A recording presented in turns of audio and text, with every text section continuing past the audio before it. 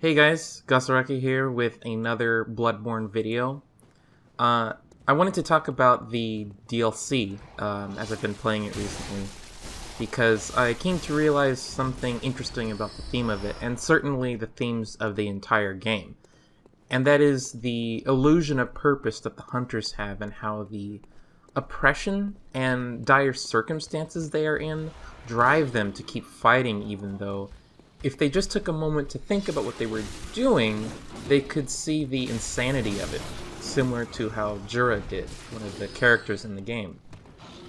The hunters are employed to clear the scourge of beasts, to kill this never-ending horde of monsters, and because of the blood they use to help them in this, they themselves either become monsters, and if not, they simply die or go mad and get caught up in a never-ending hunt of a nightmare.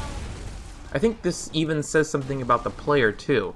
If you keep fighting and fighting endlessly, it can lead to an ending where you are stuck in the hunter's dream, or even get reborn as a great one, which is probably not something you actually want to choose, and it would be arguable if that could be a good thing even.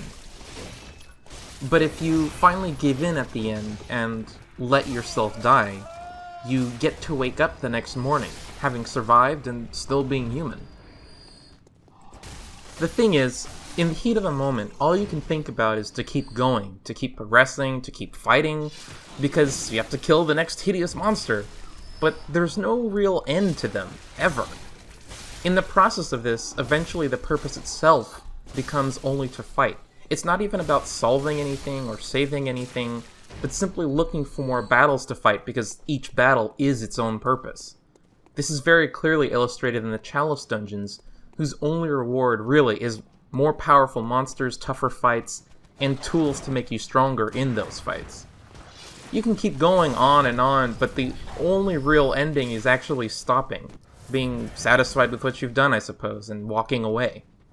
If you don't, it simply goes on forever, just like the hunters in Nightmare, who spend every moment hunting.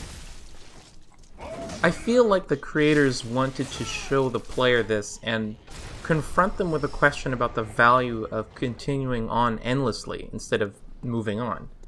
Several NPC storylines even go along with this theme.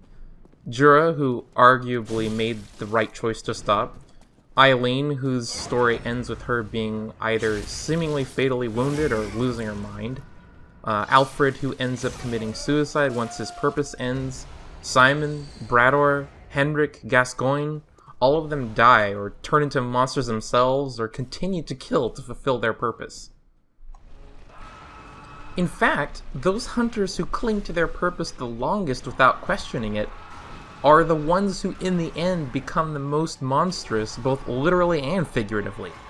Ludwig has obviously killed many, many beasts, that is to say transformed humans, and aren't mass murderers called beasts and monsters already? At the end of his road, not only must he have killed countlessly, he himself even became a monster in physical form, and thus continued the killing.